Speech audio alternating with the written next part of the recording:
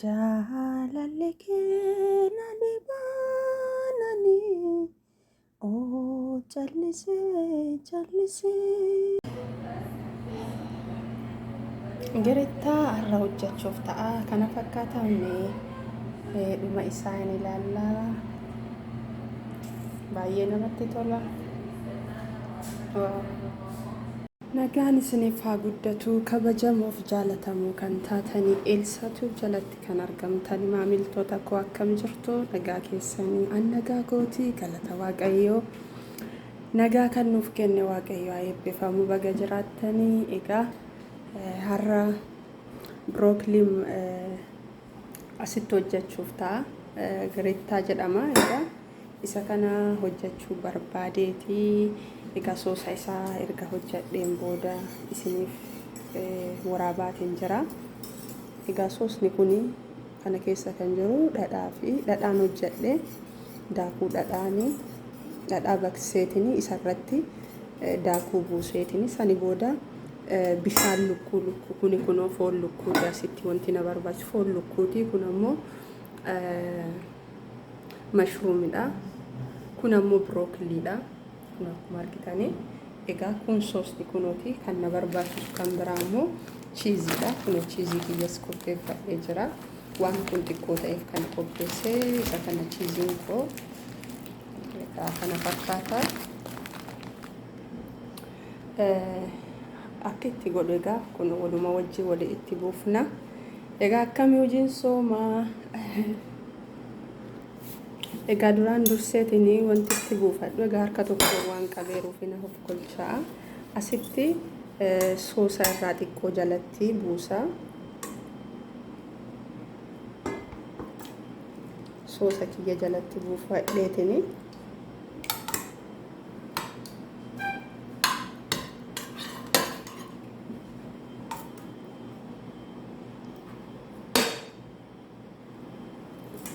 hamma kana buusee keessani booddee maal godha brookilii bifa argitan kanaani asirratti rattabadha.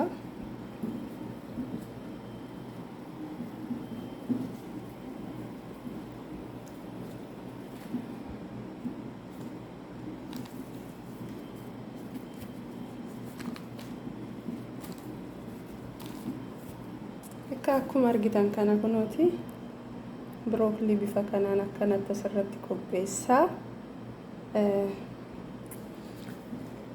Brookilii kana otoo akkanan gooniin booda bishaan ho'aadhaan xiqqoo danfiseetiin jira. Kanaaf bifni isaa akkana ta'e. Isa kanas ammoo laalaa kanas ammoo dhadhaadhaan xabbaseetiin jira mashruuma kiyya.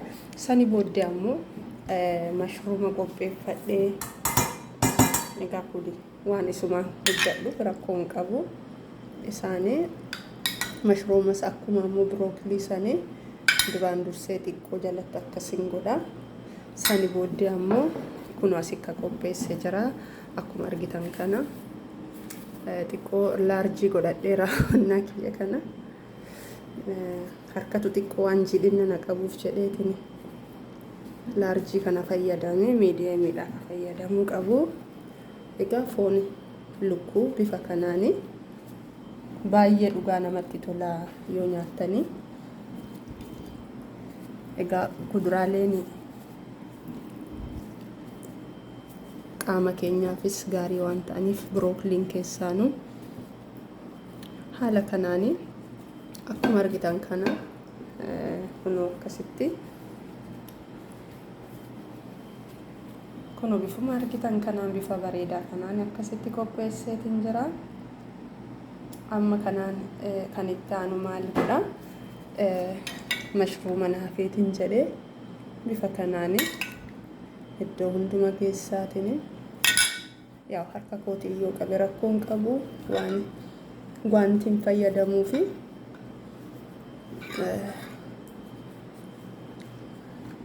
bifa kanaan iddoo hundumatti wal geessitanii baay'ee jaallatu mana kanatti dhugaa.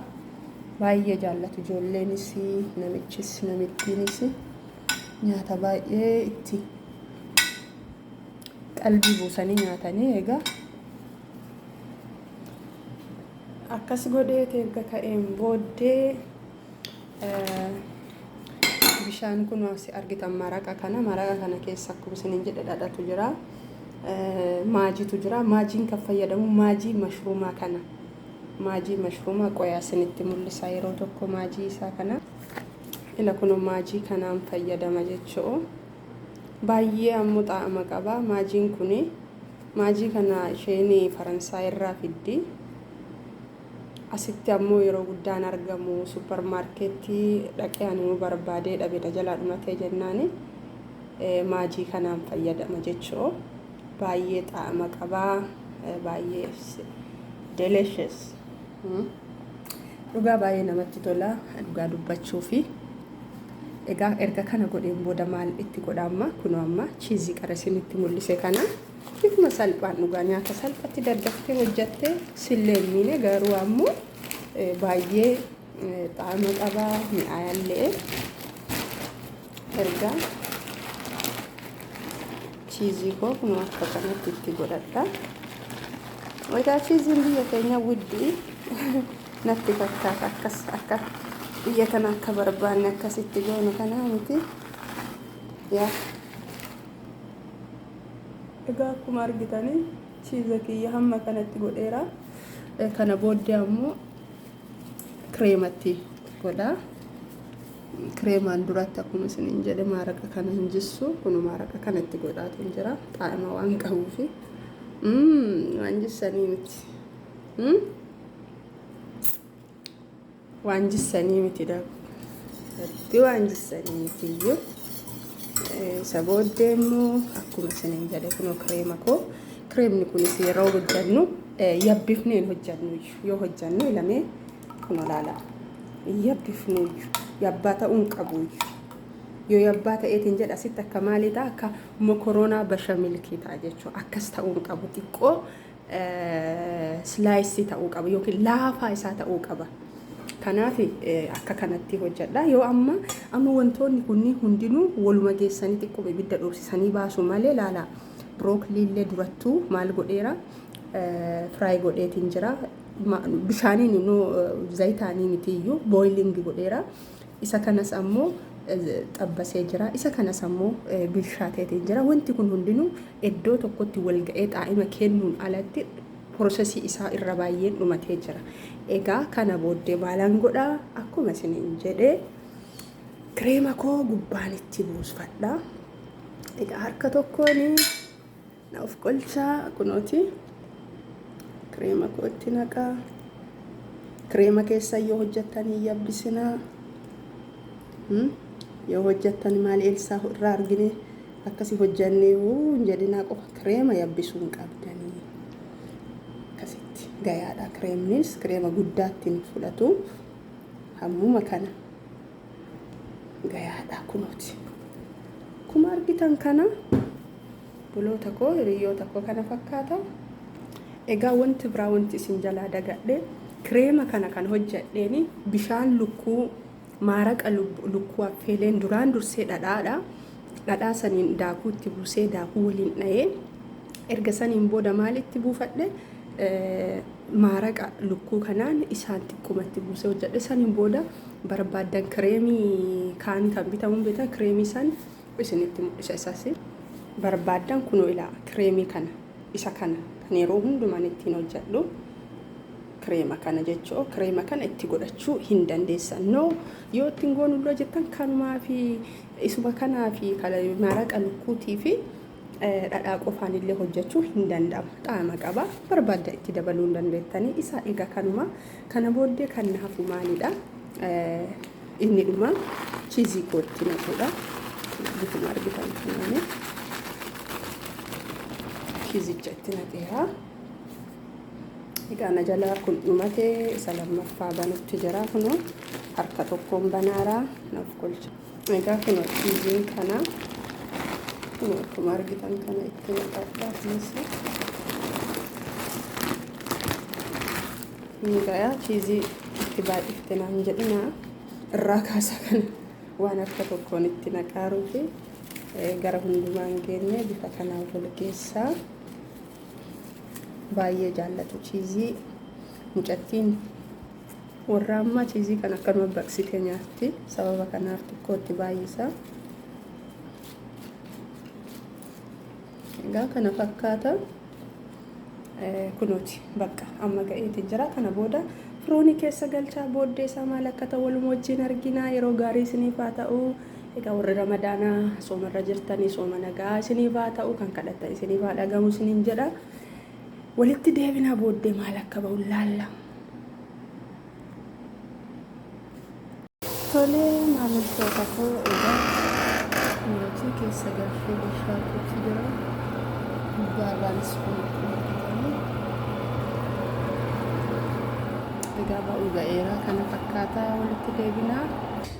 Iddoo kanattis kunooti saambusaanii zayitaan hin xabbasuu akkuma isin jedhee kanas ammoo maayikirooweevii keessatti malee zayitaanii miti iyyuu. Egaa kana fakkaataa soomni ana biratti akkana jira. Isin biratti maal fakkaataa? Inni biroo ammoo kunoo shorbaa kudaaraa hojjedheera.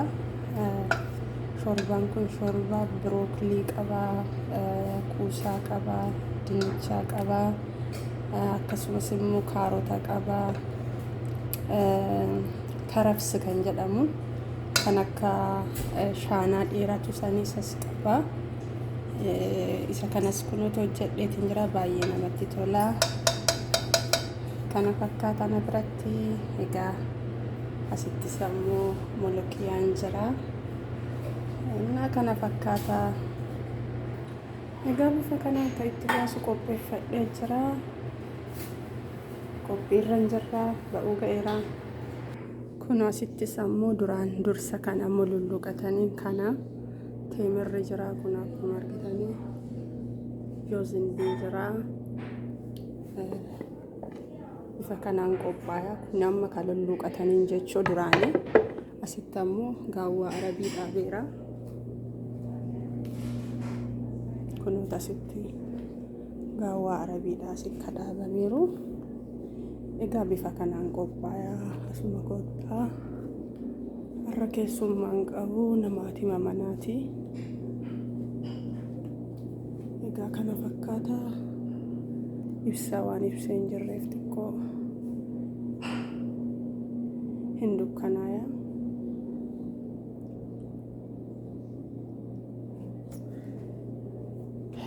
Egaa kana fakkaata obboloota koo. Egaa akkuma argitan har'a salaaxaa noormaalii hojjedheera. Kun salaaxaa kana akkuma beekamu shunkurtiidha, timaatima, kas, kiyaar, bas. Asitti ammoo fuulii qaba. Fuuliidhaa fi kunuuti timaatima xixiqqeessee mureera akka kanatti. Isaan jaallatan namichi kun leemoonadha. Kunis shunkurtiidha.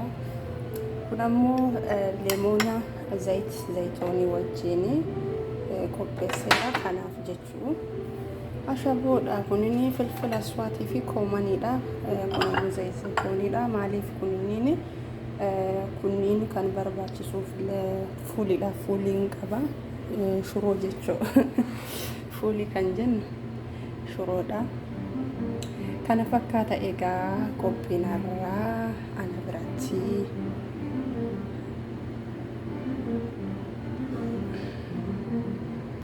egaa kunuuti ba'eera. Kunoo akka kanatti ba'eera.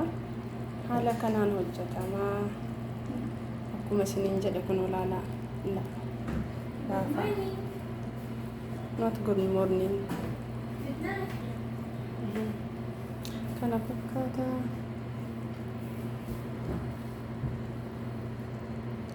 Egaa kan biraatiin hanga walitti deebinutti nagaatti jedha.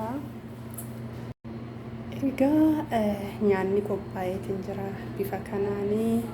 Egaa amma isaan sagaduuf ta'anii yeroo isaan sagadan baafna. Kunuuti shorbaanii. Kun shorbaadha. Kun akkuma argitanii giriittaadha. Kunuuti bifa lama roozaa hin nyaatan kana afumaa qopheessine. Kunuuti fuulii. Kunuuti kun ammoo molokiyaadha. Kana fakkaata. Salaaxonni baay'eetiin jira. Kan dhugan achi ba'eera. kana egaa har'a oolmaan kana fakkaata isin bira sammuu bareedaa akka ta'e abdiin qabaa yeroo gaarii isiniif haa ta'u baay baay yeroo biraa walitti deebinaa like godhaa share godhaa commentii naaf kennaa okay